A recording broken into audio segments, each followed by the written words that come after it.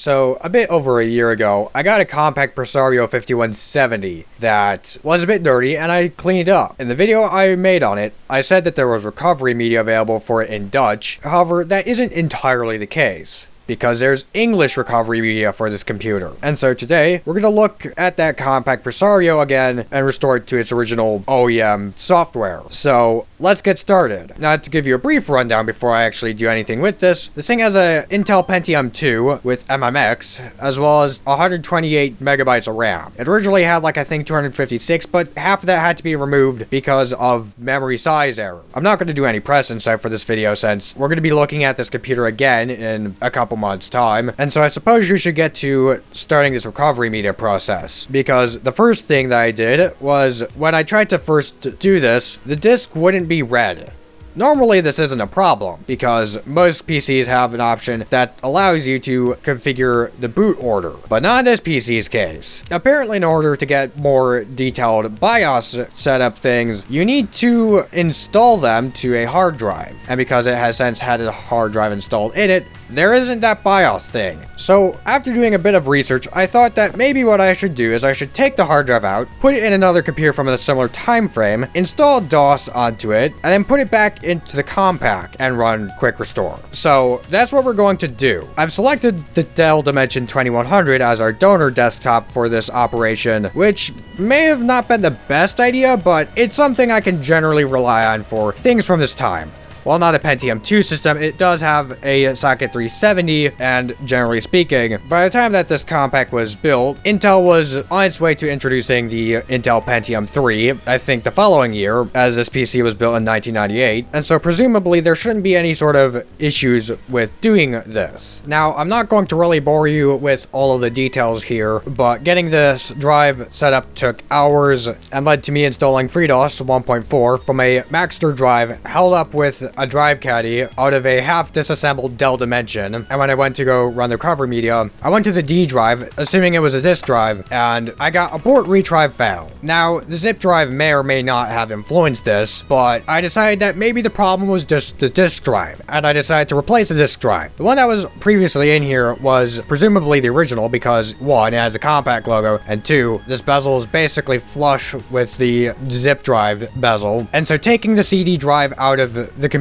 from a couple weeks ago and putting it in here solved the problem. So now that we're into the quick restore, it asks for language selection, a quick important notice, a welcome screen with the typical warning, and then it starts the recovery process. Once that's dealt with, it's then on to the Windows 98 out-of-box experience, which is fairly simple and basic, so I'm not going to go through this. But we're not done yet, because now we've got to go through the Compaq out-of-box experience. Starting with a sound check, it plays a movie, and then presents you with registration. Registration starts with, oh, a lot of private information things. After that, it asks for all these questions, more questions, yet more questions.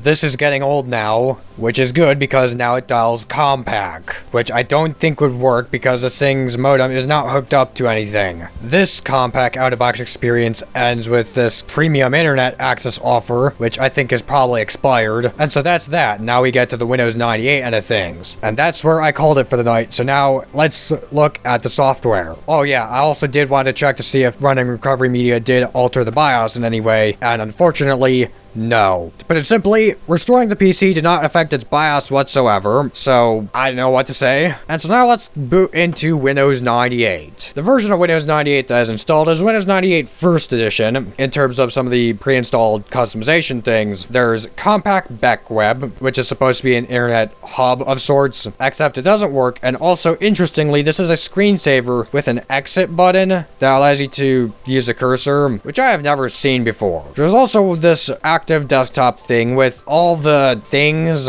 This wasn't really a desired thing back in the day. It just provided a hub for media and news and web things on the desktop, and why? So looking at the software, I first want to look at Windows 98 First Edition because it came with some interesting preloaded applications, some of which were never to be seen in Windows again. The first one would be Real Player, because Real Player 4.0 was bundled with Windows 98 First Edition. This is is practically one of, if not the only case, of a application not developed by Microsoft being bundled with Microsoft Windows. And yet, most people don't really care because real players just crap. The other is Microsoft Front Page Express. For those of you unaware, Microsoft Front Page was a what you see is what you get website editor and development application from Microsoft that existed in the late 90s and early 2000s. It was branded as a Microsoft Office thing, however, in practice, it was comparable a bit to like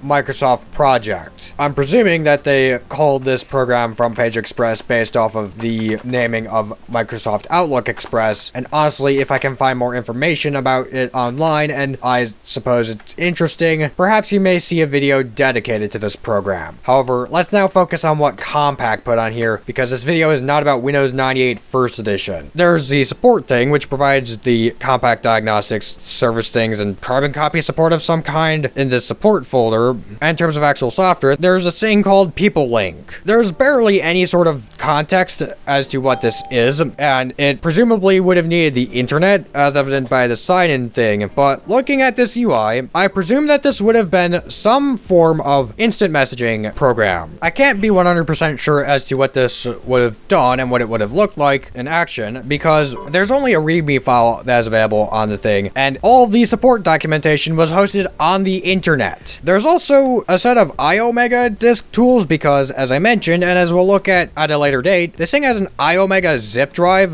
However, this includes the backup tool, a thing called Guest, Find It, and a copy machine program of sorts. But there's an offer and setup program for America Online, and there is Intel Video Phone, with the most interesting setup thing that I've seen, that while you'd presume that I wouldn't be able to use this, I was able to get through this setup and enter the UI with this interesting interface design. That being said, we can't use it like PeopleLink and some of the other things, because that's the thing with a lot of the things that came preloaded on this thing. It was a lot more internet oriented with a couple different home software things. So now let's look at Quicken 98. It went through this whole like presentation of sorts, which, you know, and then new user setup, but it's Quicken, not really a noteworthy thing to look at. It's just money management software, and a lot of computers came with either it or something similar to it. So the last main pre-installed program is Microsoft Works, specifically Microsoft Works for Windows 95, which came with a word processor, a spreadsheet program, a database program, and a communications like modem thing. As a side note, I almost forgot some of the other hardware that this has, which includes an ATI 3D Rage LT Pro chip